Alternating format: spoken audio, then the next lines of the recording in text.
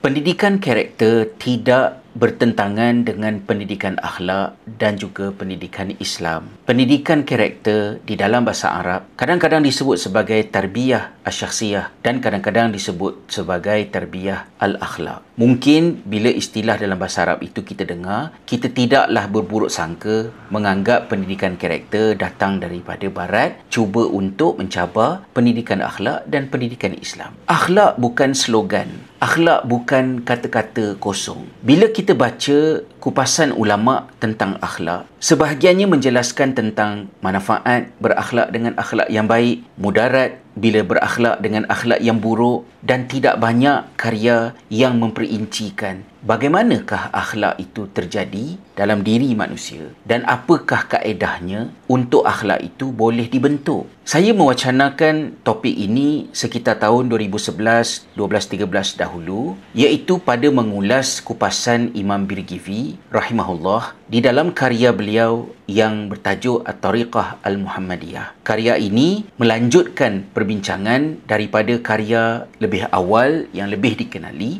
iaitu kitab Ihya Ulumuddin oleh Hujjatul Islam Al-Imam Al-Ghazali rahimahullah. Kita lihat bagaimana Imam Birgivi mentakrifkan akhlak. Kata Imam Birgivi, akhlak ini adalah sifat yang tertanam dalam jiwa yang daripadanya lahir perbuatan dengan mudah tanpa pertimbangan panjang. Akhlak adalah sesuatu yang boleh berubah kerana syarak menuntut akhlak itu memang boleh dan perlu berubah. Dan ini disepakati oleh golongan bijak pandai dan telah dibuktikan dengan pengalaman. Kesiapsediaan seseorang terhadap akhlak, potensi seseorang untuk berakhlak dengan akhlak yang baik dan akhlak yang buruk berbeza-beza mengikut tabiat dan watak seseorang. Ini yang ada dalam kitab alim ulama kita. Macam mana kita nak menterjemahkan apa yang ada dalam kitab ini kepada tanggungjawab mendidik? Bila dikatakan akhlak itu adalah satu sifat yang ada dalam diri manusia, yang daripada sifat itu lahirnya perbuatan-perbuatan luaran, dan perbuatan itu pula sesuatu yang terjadi tanpa memerlukan kepada fikiran panjang. Maknanya apa? Maknanya, bila anak kita buat satu perkara yang baik, perbuatan yang baik itu, akhlak bukan berada dekat situ.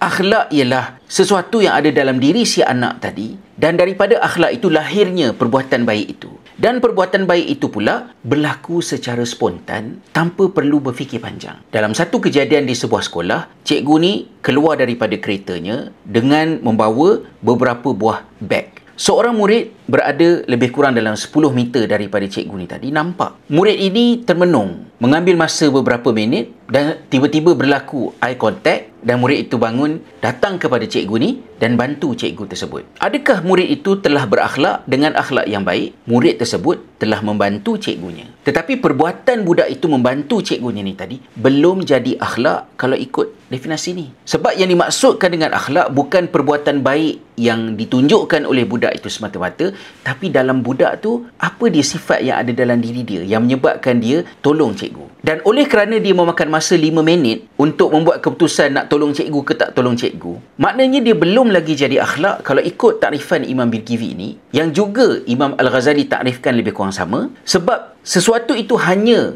dikatakan akhlak bila mana perbuatan baik yang dilakukan oleh seseorang dia berlaku secara spontan. Kenapa tidak spontan tadi? Mungkin budak tadi fikir, kalau aku tolong nanti kawan-kawan nampak dia ingat aku ni nak bodek cikgu. Tapi kalau aku tak tolong, tak patut pula. Aku patut tolong cikgu. Maknanya, dalam fikiran dia masih ada banyak benda. Dan benda-benda ni tadi, kalau tak kerana cikgu tadi ada eye contact dan dia terkesan dengan eye contact tu, mungkin akhirnya dia tak tolong cikgu. Maka macam mana kita nak uruskan kalau ada pelajar yang dalam kepalanya soal takut dikecam sebagai membodek cikgu lebih kuat daripada dorongan dia untuk tolong cikgu? Macam mana kita nak atasi? Benda-benda ini kompleks dan dia memerlukan kepada strategi tertentu. Dan kata Imam Birgivi, akhlak ini boleh berubah sebab agama kita memang menuntut agar akhlak itu boleh berubah. Dan tujuan besar datangnya agama kita ialah untuk membolehkan benda-benda yang tak elok ini diubah menjadi lebih baik. Kemudian kata Imam Birgivi,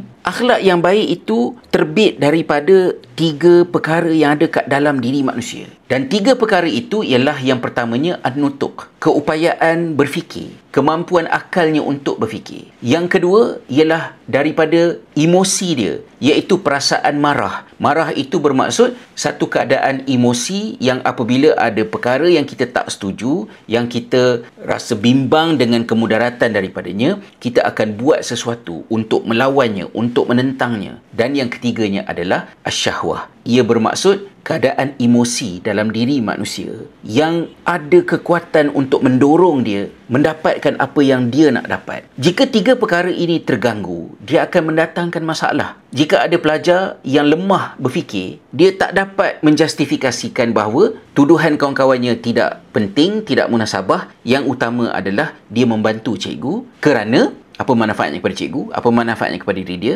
Kalau dia tak boleh fikir, dia kehilangan satu daripada asas untuk berakhlak dengan akhlak yang baik. Dan jika budak ini tidak ada ghadab, contohnya, cikgu akan kecewa kalau dia tak tolong. Kawan-kawan akan mengata kalau kawan nampak dia tolong cikgu. Dan dalam diri dia, dia tidak ada rasa sensitif terhadap orang nak kata apa ke. Jika dia berkelakuan seperti itu, maknanya kalau dia diancam dengan dosa, diingatkan tentang seksa kubur, dijelaskan tentang neraka, dia tak heran pun kerana ada kecacatan. Dan kalau sekiranya dia tak ada keinginan, contohnya, kalau dia tolong cikgu, cikgu akan gembira, cikgu akan senyum, mungkin cikgu dia belanja dia something, tak payahlah. Dan kalau sekiranya kawan-kawan dia memuji dia, akan memberikan sokongan kepada dia, akan follow dia dekat media sosial, dan dia macam, apa-apalah, lantaklah, tak teringin apa-apa pun. Kalau kita ceritakan tentang pahala, kita ceritakan tentang syurga pun, dia tak teringin juga. Maka benda-benda yang ada dalam diri manusia ini memerlukan kepada strategi untuk menjayakannya, untuk membolehkan seorang itu berakhlak dengan akhlak yang baik. Kita lihat misalnya pada An-Nutuk tadi. Kata Imam Birgivi, kekuatan pertama untuk seseorang itu boleh berakhlak dengan akhlak yang baik adalah akalnya yang boleh berfikir dengan baik. Akal yang sehat dan seimbang membolehkan dia mencapai hikmah, iaitu kebijaksanaan pada membezakan di antara baik dan buruk, membuat pilihan yang betul dalam kehidupan. Jika akalnya terbabas, tidak seimbang, melampaui batas, akal itu akan menjadi liar.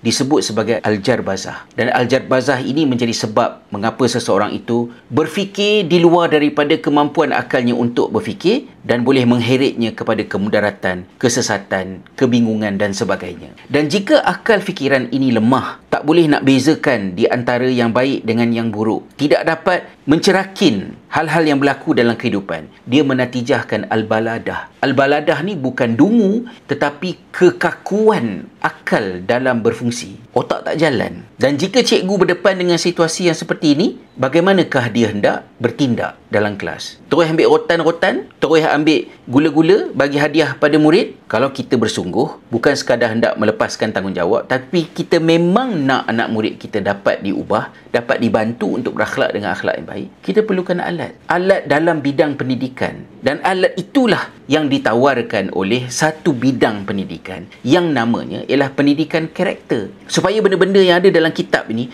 bukan terserah kepada cikgu, try and error, ikutlah buat macam mana masing-masing, tetapi dia ada panduan, dan panduannya itu disokong oleh penyelidikan, oleh dalil, oleh karya daripada ilmuwan Islam, dimanfaatkan untuk menjayakan pendidikan akhlak, pendidikan syahsiah dengan menggunakan alat-alat yang ditawarkan oleh sebuah pendidikan karakter. Inilah yang kita wacanakan, dan saya bukan bercakap bagi pihak Kementerian Pendidikan yang berhasrat untuk menjayakan pendidikan karakter. Mereka ada kepakaran mereka, mereka ada mungkin definisi mereka sendiri, takrifan mereka sendiri, tetapi ini adalah perkara yang kami wacanakan dalam kapasiti saya sebagai individu dan juga sebagai warga kerja pengarah pendidikan di dalam Yayasan Pendidikan Khalifah, yang mana dua sekolah kami iaitu Khalifah Model School Primary dan Secondary menjadikan pendidikan karakter ataupun pendidikan akhlak ataupun pendidikan syahsiah tadi sebagai kerangka sekolah kami agar berakhlak dengan akhlak yang baik, bukan berlaku secara kebetulan, bukan bergantung kepada